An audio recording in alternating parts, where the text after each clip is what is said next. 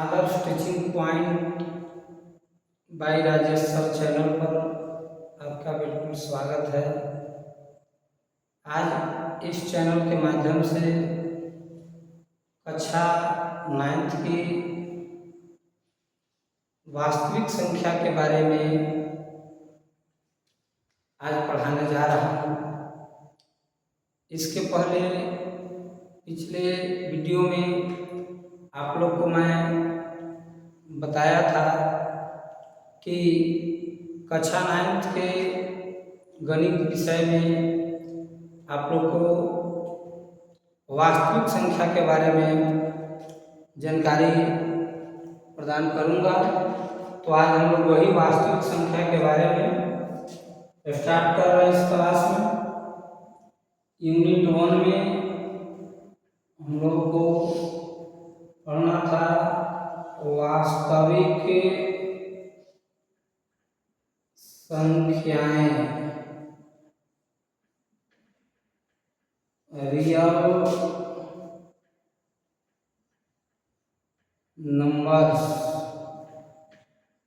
जो आपको ये 10 मार्क्स की परीक्षा में इस टॉपिक से प्रश्न पूछे जाते हैं। तो बच्चों, वास्तविक संख्या के बारे में हम लोग को पढ़ना है। तो वास्तविक संख्या आया कहाँ से? वास्तविक संख्या का मतलब क्या होता है, ये बच्चे जान नहीं पाते हैं। बस अपनी क्लास को वास्तविक संख्या से पढ़ने के लिए स्टार्ट कर देते हैं, लेकिन रियल में ये वास्तविक संख्या की उत्पत्ति हुई कहाँ से, इसके बारे में थोड़ी सी पहले हम लोग जानकारी प्राप्त कर लेंगे। उसके बाद फिर वास्तविक संख्या पर हम लोग चर्चा करेंगे।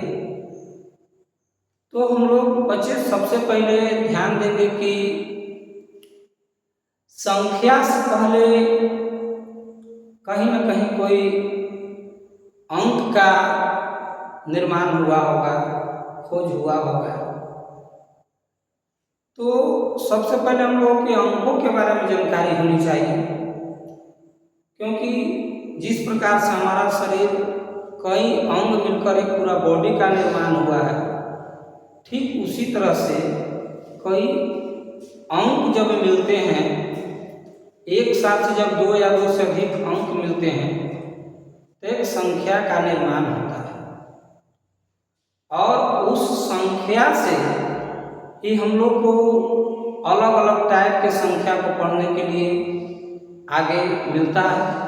उसी संख्या से निकलकर एक वास्तविक संख्याएं हमें पढ़ने के लिए मिला है। तो सबसे पहले बच्चे इस वीडियो में आपको अंक के बारे में जानकारी प्राप्त करें हम लोग। तो अंक है क्या? अंक जिसको हम लोग इंग्लिश में डिजिट कहते हैं, डिजिट। तो बच्चे आप लोग अंक सभी बच्चे जानते हैं, छोटे से छोटे बच्चे से लेकर बड़े बच्चे तक के अंक के बारे में वह प्रतिदिन अपने घर में प्रयोग करते हैं। लेकिन उस बच्चे से अंक के बारे में पूछा जाए तो वह अपने अंक के बारे में भावनाओं को प्रकट नहीं कर पाते हैं। तो बच्चे आज से हम लोग इस अंक के बारे में जानकारी प्राप्त करके आगे की ओर हम लोग सीखेंगे। तो अंक है क्या? तो बच्चे आप लोग मोबाइल में देखे होंगे कि मोबाइल फोन में आपका ए आकर 0 1 2 3 4 5 6 7 8 9 ए आपका डिजिट लिखा हुआ रहता है, जिससे हम लोग मोबाइल नंबर डायल करते हैं। जैसे मेरा मोबाइल नंबर 7250822704। तो ये मोबाइल नंबर लिखें जो कहीं न कहीं यही 0 से 9 तक के बीच में अंकों का प्रयोग करके इस मोबाइल नंबर को डायल करते हैं तो स्क्रीन पर दिखाई देता है। तो यही अंक है बच्चे। और कोई दूसरा अंक नहीं है। यानी अंक हम लोग समझ गए कि अंक 0 से लेकर 9 तक ही होती है, और यही 0 से 9 तक के बीच अंकों से हम बड़े से बड़े संख्या में किसी मान को व्यक्त करते हैं, लिखते हैं। लाख, करोड़, महासंख, बहुत बड़े बड़े संख्याओं को हम लोग लिखते हैं।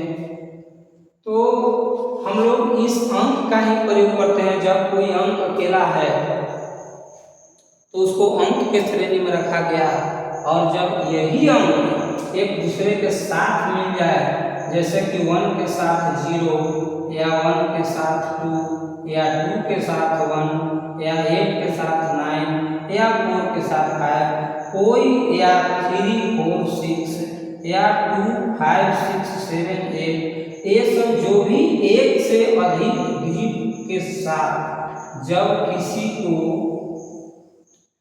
प्रकट करते हैं लिखकर, तो ये संख्या की श्रेणी में आ जाते हैं, और इसी को हम लोग नंबर कहते हैं।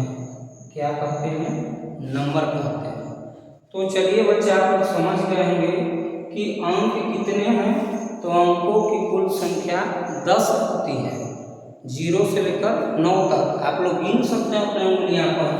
तो 0, 1, 2, 3, 4, 5, 6, 7, 8, 9 आदि। ये क्या है बच्चे? अंक है। क्या है? अंक है। यानी 0 से लेकर 9 तक के गिनती की अंक कहते हैं। यानी 0 से लेकर 9 तक हम यदि गिनती करते हैं, काम करते हैं, तो यही क्या है? अंक है। तो अब आप बच्चे आगे अंक से हम लोग फिर अब संख्या पर ध्यान देंगे कि संख्या को हम लोग नंबर कहते हैं। तो संख्या बना कैसे? तो 2 या 2 से अधिक अंकों को मिलाकर एक संख्या का निर्माण होता है। जैसे यहाँ पे आपको एग्जाम्पल में बताया गया है कि ये संख्या है, और ये सब अलग अलग जो दिख रहे हैं ये सब अंक है। तो हम लोग बच्चे इस पर ये ध्यान देंगे कि संख्या कहते हैं किसे? तो 2 या 2 से अधिक अंकों को एक साथ मिलाकर जब लिखा जाता है तो वह संख्या कहलाता है। 2 या 2 से अधिक अंकों को एक साथ मिलाकर लिखा जाता है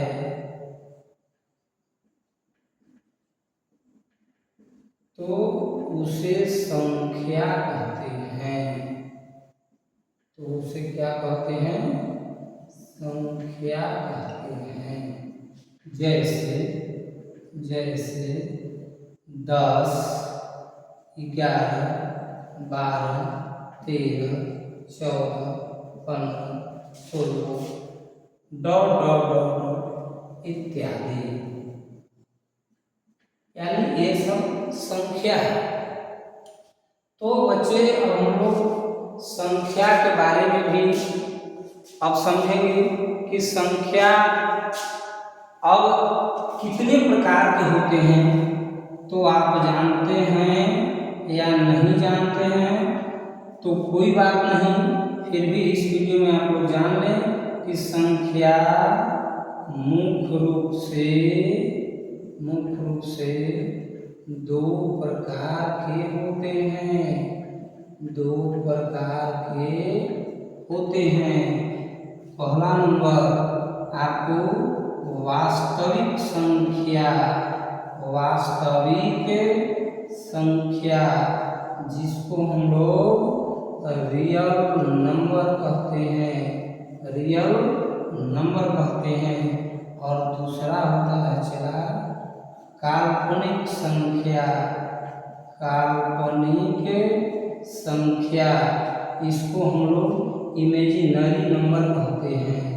इमेजिनरी नंबर कहते हैं, इमेजिनरी नंबर कहते हैं। तो हम लोग इमेजिनरी नंबर और रियल नंबर ये दोनों संख्या के बारे में जानकारी प्राप्त करेंगे, लेकिन अब हम लोग थोड़ा सा इस पर ध्यान देंगे बच्चे कि वास्तविक संख्या क्या है और काल्पनिक संख्या क्या है।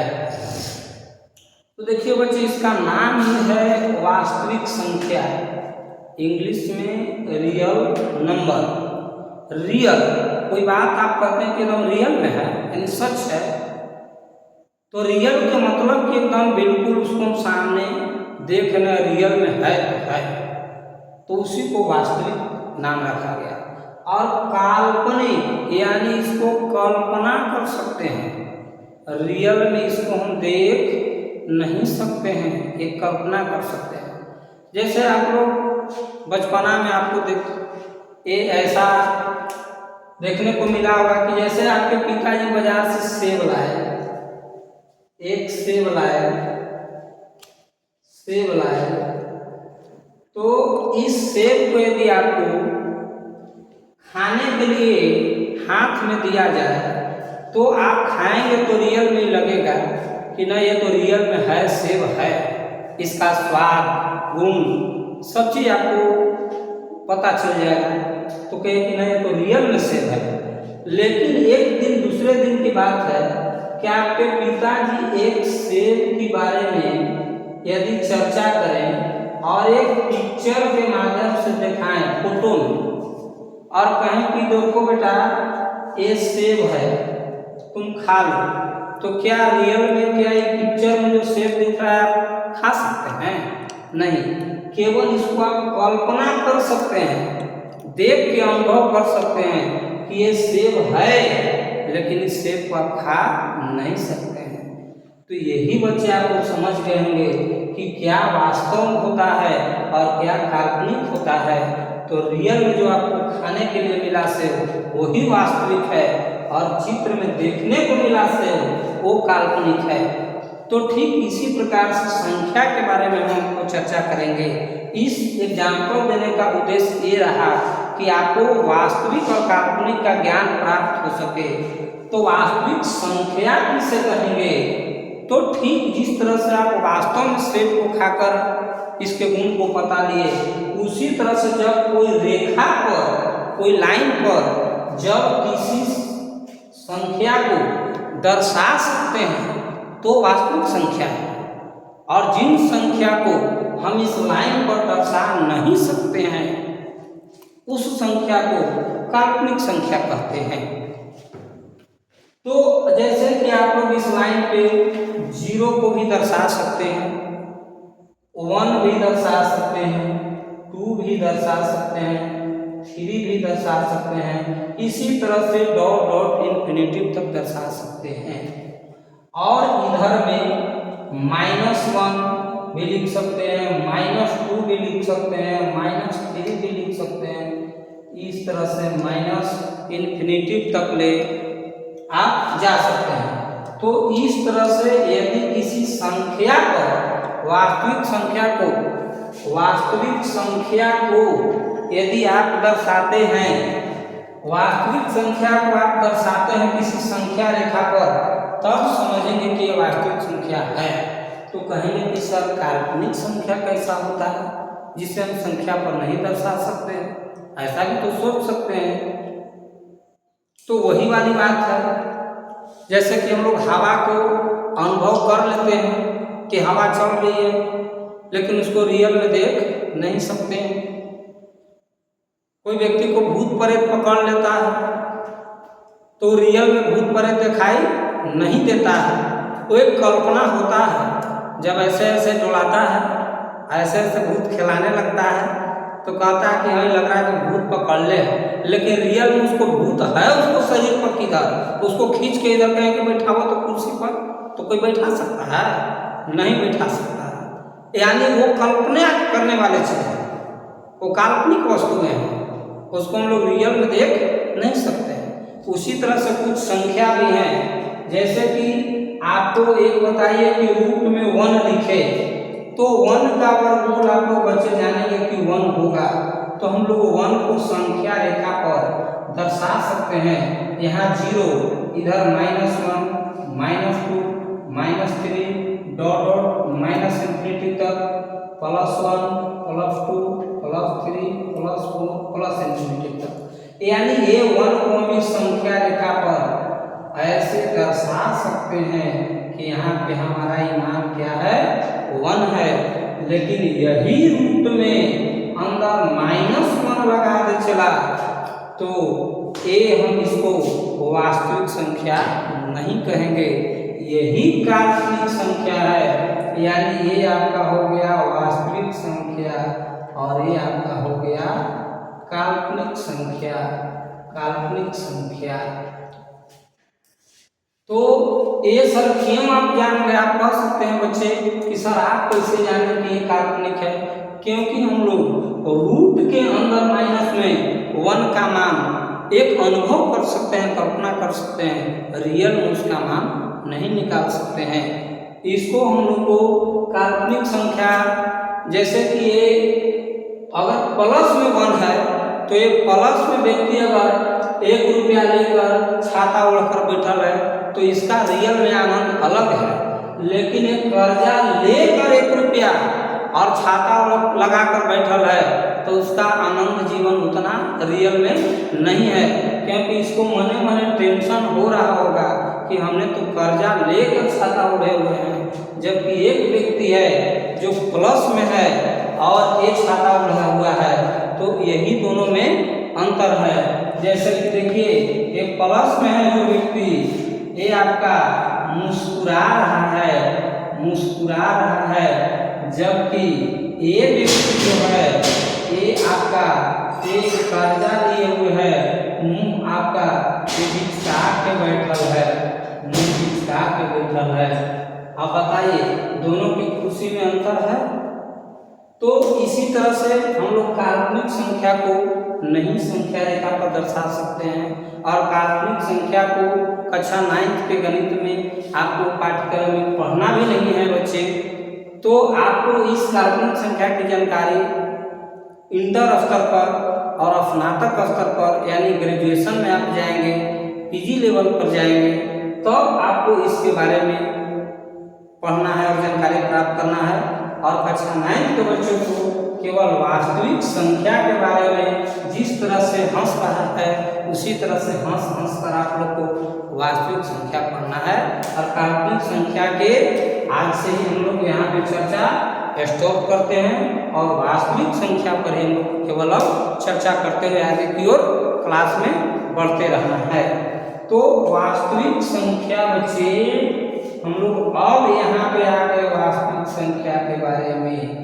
तो वास्तविक संख्या रियल नंबर, तो रियल नंबर में आप लोग ध्यान से सुनेंगे कि आपको एक प्राकृत संख्या सबसे पहले पढ़ना है। प्राकृत संख्या जिसको हम लोग नेचुरल नंबर कहते हैं, नेचुरल नंबर कहते हैं। फिर आपको पढ़ना है पूर्ण संख्या, पूर्ण संख्या इसको होल नंबर कहते हैं, होल नंबर कहते हैं। और उसके बाद फिर हम लोग को आगे पढ़ना है परिमेय संख्या, परिमेय संख्या, परिमेय संख्या जिसको हम लोग रेशनल नंबर कहते हैं, रेशनल नंबर कहते हैं। अपरिमेय संख्या पढ़ना है, अपरिमेय संख्या पढ़ना है। तो अपरिमेय संख्या को हम लोग इरेशनल नंबर कहते हैं, इरेशनल नंबर कहते हैं। तो हम लोग को वास्तविक संख्या के अंतर्गत चला ये सब संख्याओं के बारे में पूर्ण जानकारी प्राप्त करना है। और नेक्स्ट वीडियो में अब यहाँ से आपको जानकारी हम प्राप्त करेंगे। फिर परिमेय संख्या, परिमेय संख्या के परिभाषा के साथ उनके गुण को आपको बताएंगे। फिर इसके साथ सभी संख्याओं को उदाहरण सहित आपको कंसेप्ट के साथ अगले वीडियो में समझाएंगे। तो आज इस Adarsh teaching point by Rajesh sir channel पर आपको बहुत बहुत ढेर सारी शुभकामनाएं। और आज की क्लास इतना ही तक, और इसके आगे की क्लास देखने के लिए नेक्स्ट वीडियो में बने रहेंगे और अपने लाइक और सब्सक्राइब का बटन दबाएंगे, तभी आगे नेक्स्ट वीडियो में आपका आनंद बना रहेगा, आपका खुशी बना रहेगा कि ना मैं अगले वीडियो में सर की क्लास देख पाऊँ। चलिए, थैंक यू, बहुत बहुत धन्यवाद।